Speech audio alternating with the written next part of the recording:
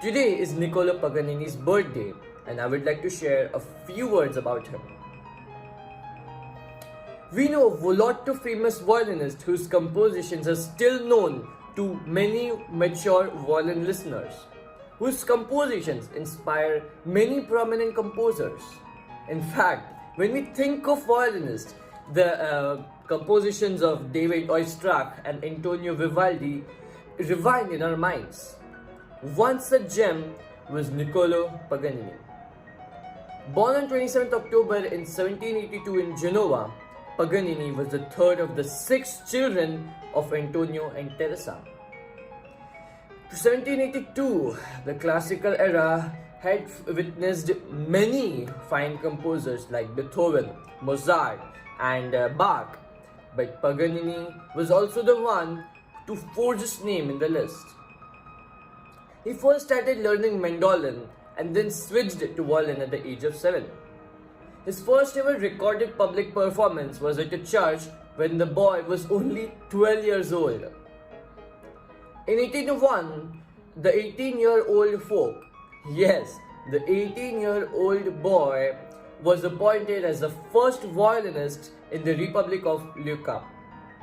Then, 12 years later, he came through his first break in La Scala in Milan. The success of that concert attracted many famous musicians all across Europe to Paganini. His fame across Europe spread when he started a musical tour started in Vienna in 1828, stopping in every major European city. Talking about his popular pieces, his 24 Caprices, probably composed between the period of 1805 to 1809, is widely considered as one of the difficult pieces ever written for solo violin.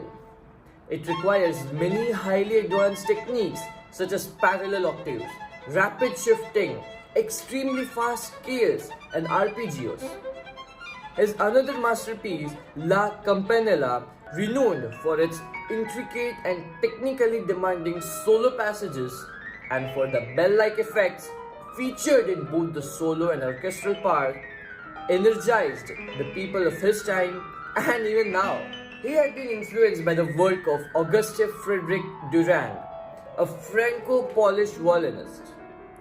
Paganini had a few close friends, including composers like Rossini and Hector Berlioz, who composed Harold and Italy for him. He had a mistress with whom he had a son named Achilles. Paganini brought Achilles on his European tours, and Achilles later accompanied his father until the latter's death. Nothing lasts forever. Unfortunately, on 27th May 1840, the 57-year-old Paganini left this world to give opportunities to other fellow violinists. He might have left his violin, but his compositions and playings are still commemorated. His work still raises up the fallen violinists who have given up the hope. Thank you.